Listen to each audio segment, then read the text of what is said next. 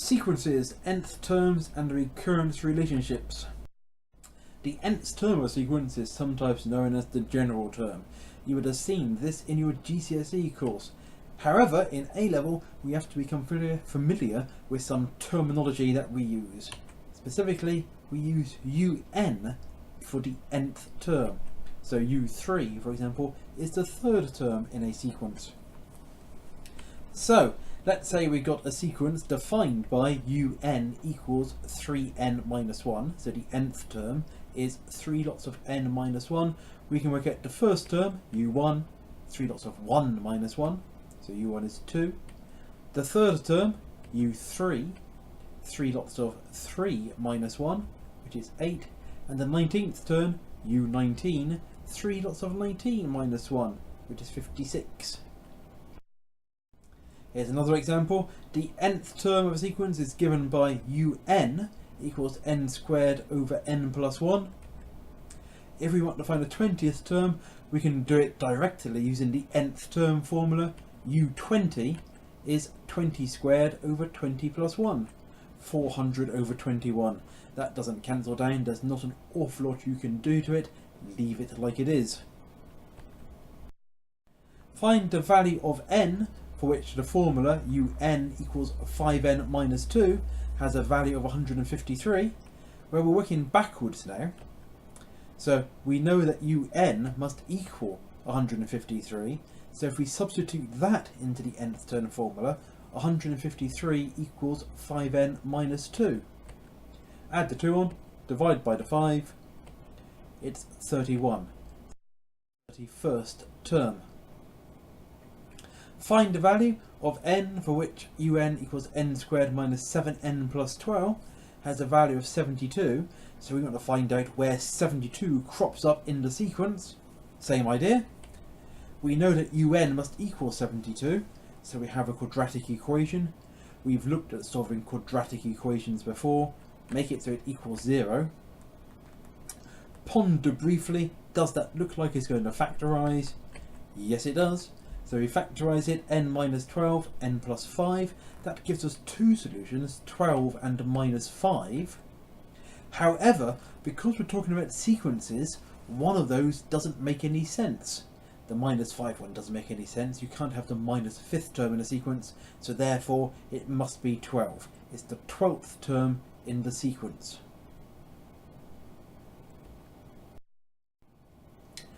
A sequence is generated by the formula UN equals AN plus B.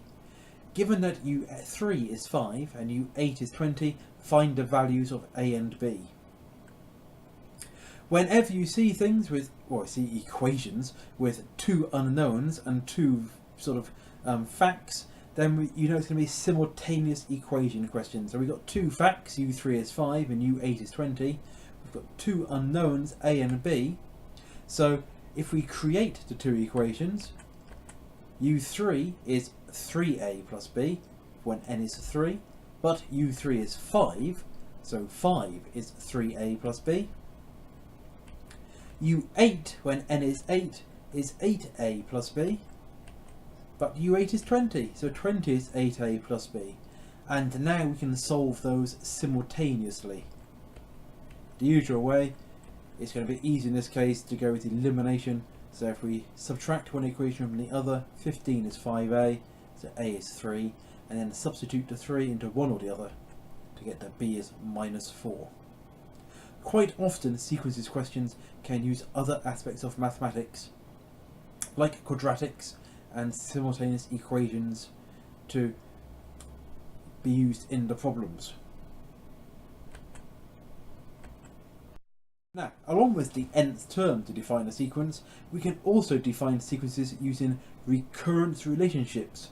This is basically how you get from one term to the next.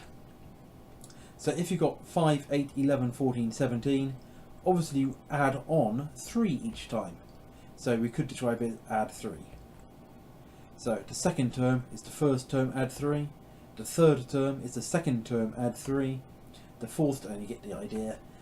So the nth plus 1th term is the nth term plus 3. To get to the next term is the current term plus 3. But with recurrence relationships, 5, 8, 11, 14, 17 has the same relationship as 4, 7, 10, 13, 16. So to define a sequence properly, you need the recurrence relationship, and also you need to have the first term. So you have to say what the relationship is, that un plus 1 is un plus 3, and also what the first term is. So in the first one there, it's 5, the second one is 4. So, find the first 5 terms of the following sequence. un plus 1 equals un plus 4, and the first term is 7. So it starts at 7 and it goes up in 4s. Same relationship, different first term, gives a different sequence. This time it starts at 5 and goes up in 4s. Sometimes we can have more than one term being linked together. So here the next term is 3 lots of the current term minus the previous term. So if the first term is 4 and the second term is 2, the next term is 3 lots of the current term minus the previous term.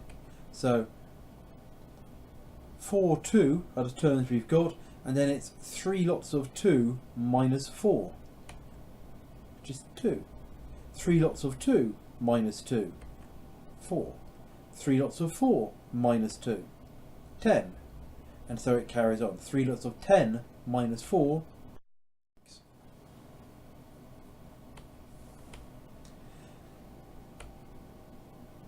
And again, we can bring in other aspects of mathematics. A sequence has the following recurrence relationship: un plus 2 is m lots of un plus 1 plus un. The first term is 2, the second term is 5. So now we can say, find the expression for u3. So u3 is m lots of u2 plus u1. So u3 is m lots of 5 plus 2. So u3 is 5m plus 2. u4, where u4 is m lots of u3 plus u2, which is m lots of u3, 5m plus 2, plus u2, 5. Times set the bracket, rearrange the terms, 5m squared plus 2m plus 5. If the question then carried on, it might say, given that u4 is equal to 26 or whatever, find a value for m.